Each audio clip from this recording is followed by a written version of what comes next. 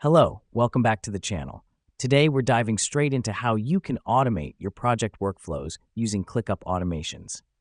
Let's kick off with the first step, setting up your project in ClickUp. Make sure you have all your tasks and subtasks outlined clearly.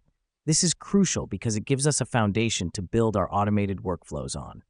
Next up is creating the automation. Navigate to the Automations tab in ClickUp and click on Add Automation. You get to choose from a variety of preset automations or create your own. The reason we do this is to customize the automation based on our project needs, helping us streamline our workflow effectively. Now, let's say you want to set an automation that assigns a task to a team member when a task is moved to a specific status. Select the Task Changes Status trigger, then the Assign Task action. You can even add conditions to your automations, like only assigning tasks during work hours.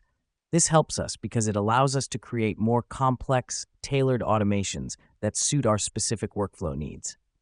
After setting up your automation, it's time to test it. Move a task to the status you set and see if the automation kicks in. Testing is crucial because it ensures our automation works as expected before we fully integrate it into our workflow. Finally, we have the Manage Automations tab, where you can view, edit, disable, or delete your automations. This is important because it gives us full control over our automations, making it easy to modify them as our project evolves.